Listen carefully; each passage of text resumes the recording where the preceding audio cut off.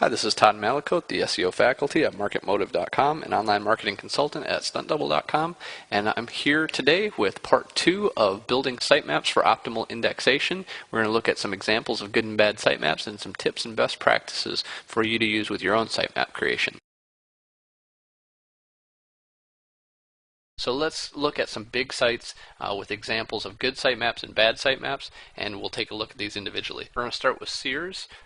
These are all examples of good sitemaps first. The URL isn't great, but I really like what they're doing here as far as category organization. You can see they have multiple sitemaps. They could be much better URLs, but you can see what they're doing here with categorization so that you can drill down in each area, and they have really good product, or not product, but category, subcategory sitemaps, and then you can drill down right to the product, so you're within a few clicks of almost every product from the sitemap on every page. You always have that sitemap there at the bottom, right here, and then you have the different categories. So they're doing a very nice job over at Sears. Second, we have Zappos is often credited with doing a very nice job. They're doing this similar type of technique here. Categories, a good category and subcategory categorization, and you can see that they have sitemaps then to their brand pages. They could just be to secondary sitemap pages, but they are doing an overall good job here with the way they decided to create this sitemap. Hotel TripAdvisors.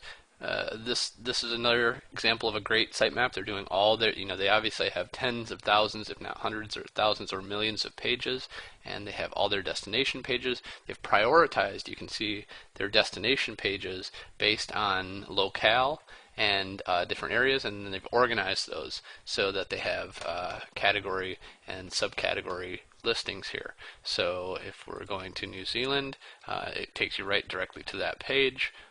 But they're doing an overall nice job of just the categorization by locale. Williams and Sonoma is another one. I really liked what they're doing here by category, subcategory, and even some specific products on this on the sitemap here. And then you can see most of these don't have sub-sitemap pages like they probably could, but they go directly into the product pages or the product categories, which serve as kind of a sitemap in e-commerce type of websites. So Edmunds, you can see this one's getting a little aggressive with the local plus car dealers, local plus auto repair, but they're doing an overall nice job. They have both an alphabetical view and a category view. So there's different ways to organize the website. This is a good example of different approaches you could take, and you can make an argument for either of these. But overall, they're using good anchor text. They have good categorization. All of these pages are within a few clicks of every single page, making them more accessible to the search spider. So these are good examples of nice sitemaps. Beso is really got a nice one. I really like what they're doing here. They have sub-sitemaps. This is really what I look for a lot of times. So they almost have a whole sitemap structure under here. You can see all of these sub-sitemaps in different category structures. They have lots and lots of pages. I'm willing to bet they're getting indexed pretty well. Pronto is another. You can see they're doing that same thing with sub-sitemaps.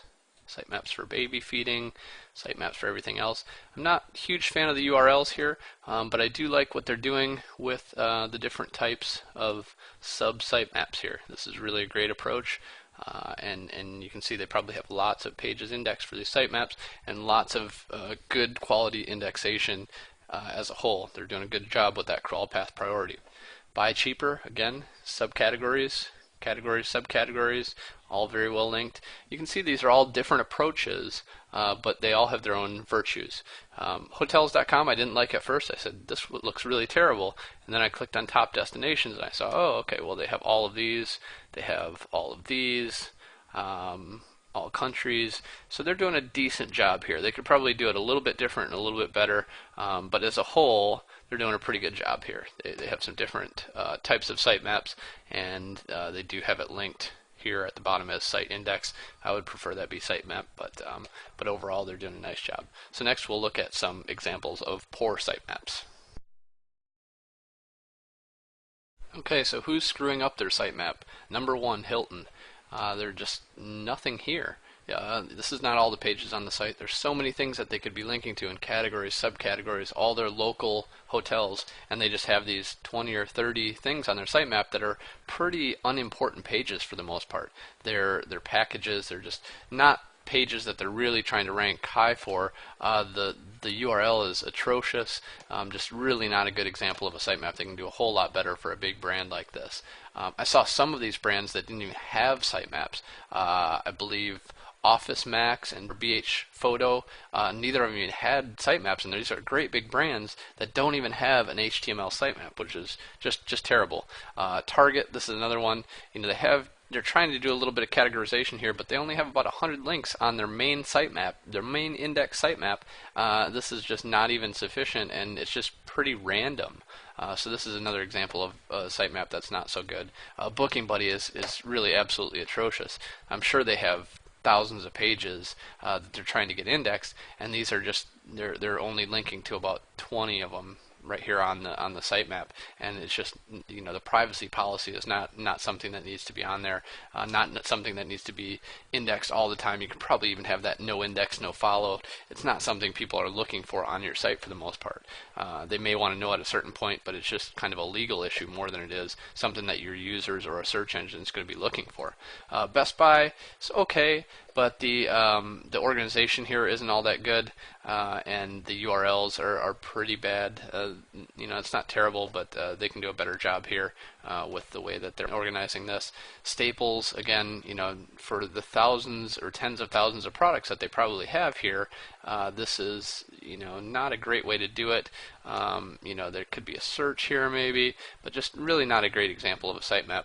Pro Flowers, these guys got way too aggressive. Flower delivery has been notoriously competitive, actually, and what they're doing on this one is both singular and plural versions. Look at this. So we have Alabama State Flower and Alabama Flowers. Then Arizona State Flower, etc., etc. So they're doing multiple versions, just a little bit too aggressive. They're trying with the anchor text, so it's not terrible. It's better than some, but just a little bit overly aggressive with the anchor text in singular and plural. So these are examples of sitemaps not to emulate. So we've looked at some ideas for good and bad sitemaps as a whole, so that we know what we should do with our HTML sitemaps.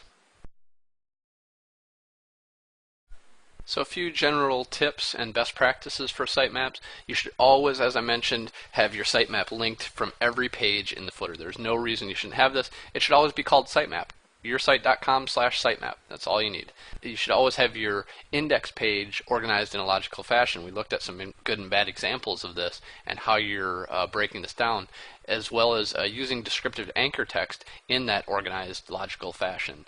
In the first index level, you should probably have maybe 1 to 400 links, but then you can have sub-sitemaps. And we looked at a lot of places that weren't doing that when they probably could have been. And you want to have about 100 to less than 150 at that second, third level of sitemap. And then one very underutilized technique in SEO is linking from external sources to your sitemap. This is the jump-off point. This is your index, your crawl path priority and indexation homepage, if you will. This is a really powerful page, and sending some link equity to that can sometimes be very, very beneficial, and as I said, an underutilized technique.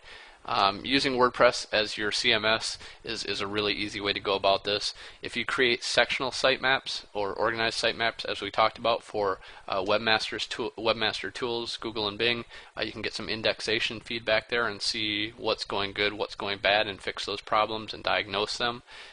You can create sitemaps for different content groups, Flash files, MP3s, PDFs, etc. And be aware of the limits. You can only have 10 megabyte files or 50,000 URLs, and you're going to want to use gzip. Talk to your technical team about that one. It's just a way to shrink files. And then finally, to look at what's getting indexed, you can do these commands here. You can sort by date for the past week or the past 3 months or the past day, and you can see what's getting indexed and start learning about your web indexation rate. This is a great tip from Ann Smarty at SEO Smarty.